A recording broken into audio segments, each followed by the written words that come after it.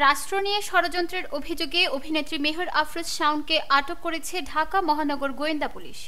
বৃহস্পতিবার রাজধানীর ধানমন্ডি এলাকা থেকে তাকে আটক করা হয়েছে। ঢাকা মেট্রোপলিটন পুলিশের অতিরিক্ত কমিশনার রেজাউল করিম মল্লিক এই তথ্য নিশ্চিত করেছেন। তিনি জানান, রাষ্ট্রীয় ষড়যন্ত্রের অভিযোগে রাজধানীর ধানমন্ডি এলাকা থেকে আটক করার পর তাকে ডিবি কার্যালয়ে নেওয়া হয়েছে। ডিবি হেফাজতে তাকে রাষ্ট্রীয় ষড়যন্ত্রের ব্যাপারে জিজ্ঞাসাবাদ করা হবে।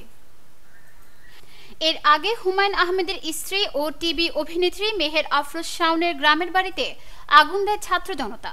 বৃহস্পতিবার বিকেল ৫টার দিকে জামালপুর সদর উপজেলার নরুন্দি রেলওয়ে স্টেশন সংলগ্ন এলাকায় শাওনের বাবার বাড়িতে এ ঘটনা ঘটে।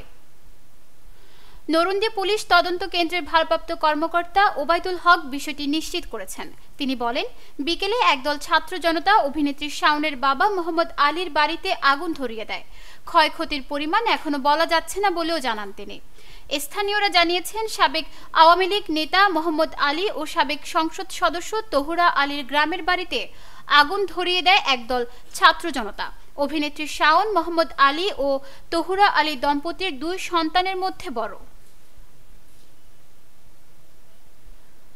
উল্লেখ্য, শাওনের বাবা প্রকৌশলী মোহাম্মদ আলী জামালপুর 5 আসন থেকে দ্বাদশ জাতীয় সংসদ নির্বাচনে আওয়ামী লীগের মনোনয়ন প্রত্যাশী ছিলেন।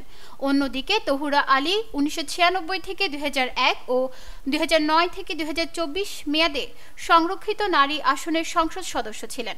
মেহের আফরোজ শাওন আওয়ামী লীগের সংরক্ষিত নারী আসনের মনোনয়ন প্রত্যাশী ছিলেন।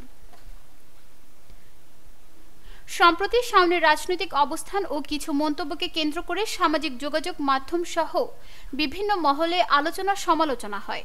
এরই ধারাবাহিকতায় স্থানীয় বিক্ষুব্ধ ছাত্র জনতা তার পরিবারের রাজনৈতিক সম্পৃক্ততার বিরুদ্ধে অবস্থান নিয়ে বিক্ষোভ করে এবং আজ সন্ধ্যায় বাড়িটিতে আগুন ধরিয়ে দেয়। নিউজ ডেস্ক, দৈনিক পূর্বকোণ।